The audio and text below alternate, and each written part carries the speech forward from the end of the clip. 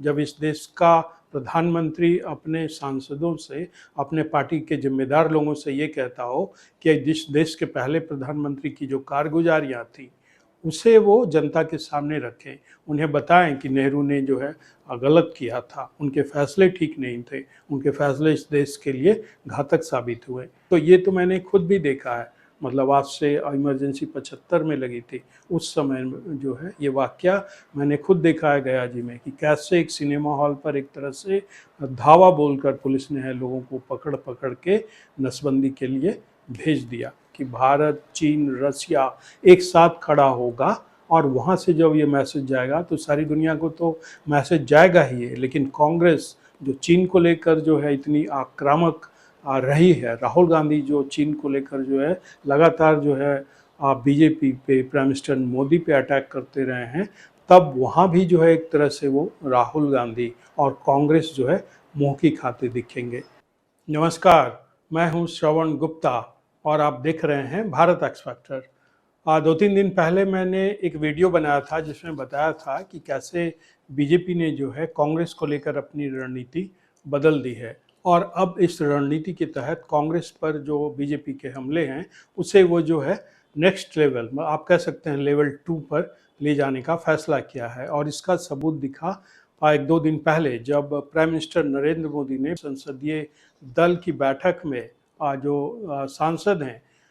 मंत्री हैं, उनसे ये उन्हें ये बताया कि उन्हें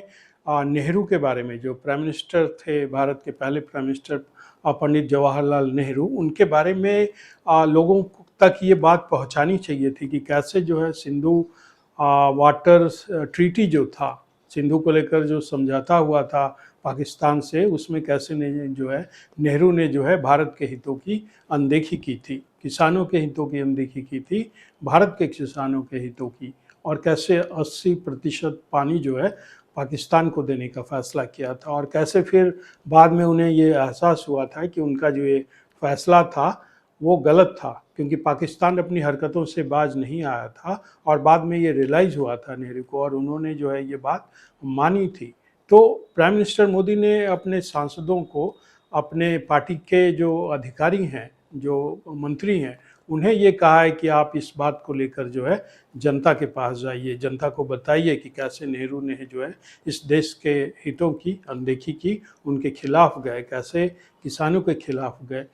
तो ये जो आप इसे, ये भी मेरे हिसाब से ये कोई साधारण बात नहीं है, जब इस देश का प्रधानमंत्री अपने सांसदों से, अपने पार्टी के जिम्मेदार लोगों से ये कहता हो कि जिस देश के पहले प्रधानमंत्री की जो कारगुजारियाँ थी उसे वो जनता के सामने रखें, उन्हें बताएं कि नेहरू ने जो है गलत किया था, उनके फैसले ठीक नहीं थे, उनके फैसले इस देश के लिए घातक साबित हुए। तो ये जो बीजेपी ने अपनी रणनीति जो है कांग्रेस को लेकर अचानक जो है उसका लेवल बढ़ा दिया है। मैंने पिछले वीडियो में बताया था कि कैसे प्राइम मिनिस्टर नरेंद्र मोदी ने आरएसएस की तारीफ कर कांग्रेस को एक तरफ से हिला दिया था।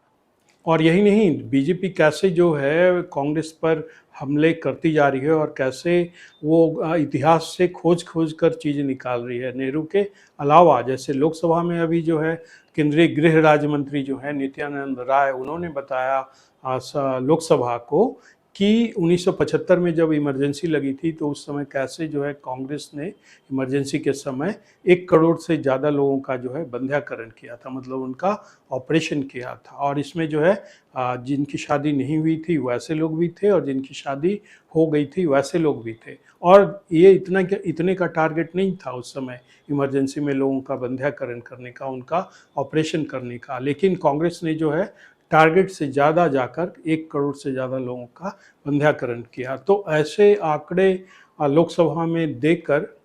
जो है बीजेपी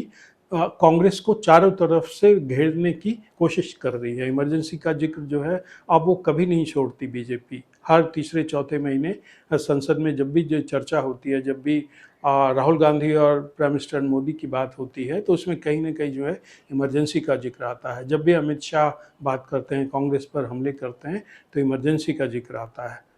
तो बीजेपी जो है लगातार जो है कांग्रेस पे हमले पर हमले करने का कोई मौका जो है नहीं छोड़ रही है। और ये जो बंध्याकरण बताया मैंने आपका, इसका एक मतलब कि मैंने तो ये खुद देखा है, मतलब इसका एक गवाह मैं भी रहा हूँ। ये इमरजेंसी में जो है गया में मैंने देखा था, अब जिसका नाम गया जी हो गया है, वहाँ एक शाम मैंने देखा था, वहाँ एक रेलवे सिनेमा हॉल हुआ करता था। आप जानते होंगे इस देश के ज़्यादातर शहरों में रेलवे का अपना सिनेमा हॉल होता है, जैसे रेलवे का स्कूल होता है वैसे ही रेलवे का सिनेमा हॉल होता है। तो गया जी में जो है एक रेलवे सिनेमा हॉल खुला था, और उसमें संयोग से उस समय शाम को मैं उधर से गुजर रहा था, और मैंने देखा कि फिर कि कैसे जो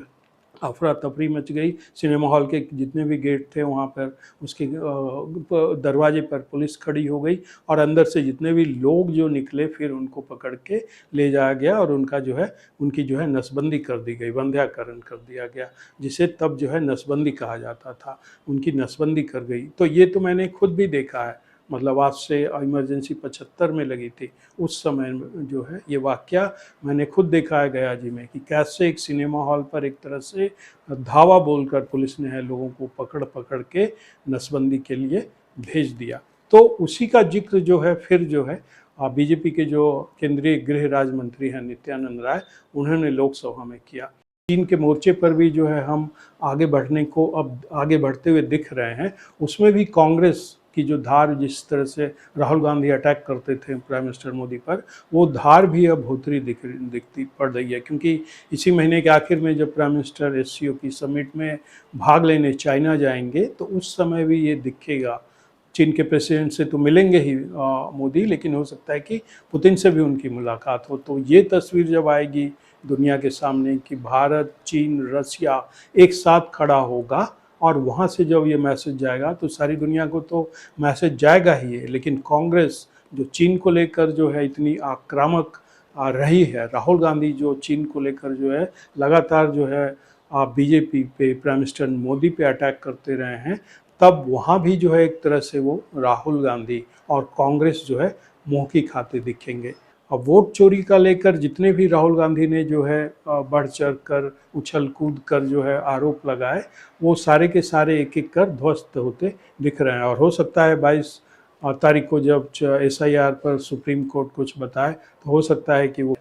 चुनाव आयोग के पक्ष में जाए। तो ये तमाम जो घटनाएं हैं उससे फिलहाल यही दिख रहा है कि बीजेपी की जो बदली रणनीति है कांग्रेस को लेकर उस पर हमला करने की, उसे वो बीजेपी एक एक कर बढ़ाती जा रही हैं, और ऐसी जो घटनाएं हो भी रही हैं वो जो है बीजेपी के पक्ष में जाती दिख रही हैं। तो कहने का मतलब ये है कि हो सकता है कि जब आने वाले दिनों में मोदी का वकाल जो है वो और बढ़े। तो आज के एपिसोड में इतना ही। आपसे अनुरोध है इस चैनल के वीडियो को लाइक करें, शेयर करें और चैनल को सब्सक्राइब करें। अब हमें आज्ञा दीजिए। नमस्कार।